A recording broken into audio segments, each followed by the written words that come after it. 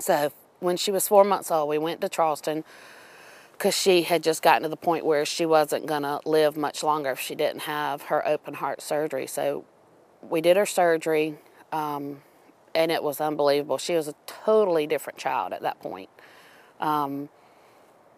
Just started eating like crazy, which she wouldn't eat before. She had no energy to eat. And she just started thriving. We realized that with Down syndrome, you know, a lot of things can happen. She had to have 3 different therapies that we went to, occupational, physical. I mean, just things that I had no clue was going to take place. Still, in the back of my mind, not sure why God did this to us. But then we were reading, and I'm not sure where it is. I should have looked it up, but I think it's in Psalm, how God created her in my womb before the time began. You know, He knew who she was, and He made her perfect the way He wants her.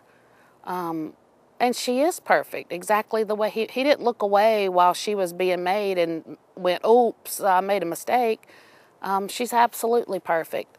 And because of her Down syndrome, our mission field enlarged like I couldn't even imagine. We met people that we got to share with, go through hurt with, become deep friends with, and we still, our Downs moms, we meet once a month. There are 5 of us that meet every month for lunch, and one of them still not a believer. She grew up Catholic. She's very Catholic, and she's, you know, not a believer, and I believe God's put her in my life for a reason, and I'm befriending her and trying to be a godly example before her, but the Lord just opened up so many doors for us because of Emma and her Down syndrome, and I can't imagine life any other way.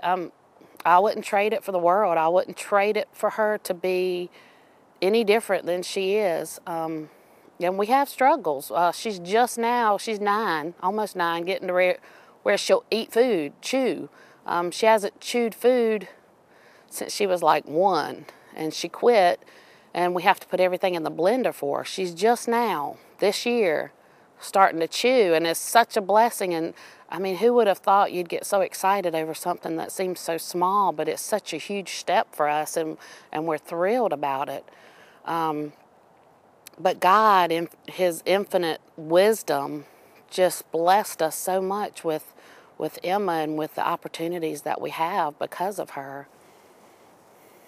One other thing that I wanted to mention was while we were in Charleston with Emma, you always hear about that peace that passes all understanding. And I mean, we were so at peace when we were in Charleston. We stayed at the Ronald McDonald House and met tons of families that were just totally struggling and lost. And Dave and I were just so calm and peaceful, and we knew that, you know, God was in control and He was going to take care of the whole situation, whatever the outcome was going to be.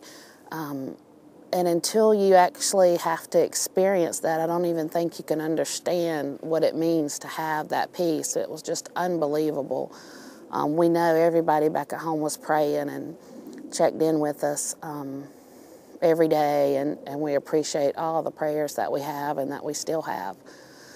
But anyway, then we had Lake on Christmas morning of 2001. I went into labor right after the Christmas Eve service.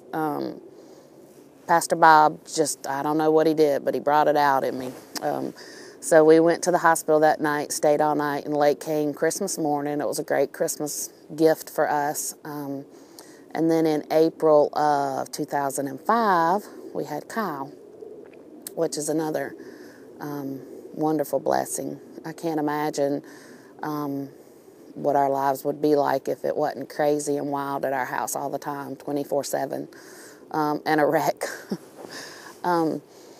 But I think now my main struggle is balancing everything of being a mom, cleaning the house, taking care of the laundry, being a wife and trying to balance all of that and still have a quiet time and still, you know, have my time with the Lord. I mean, it's just a struggle daily to, not to really find the time, but to make the time to do that.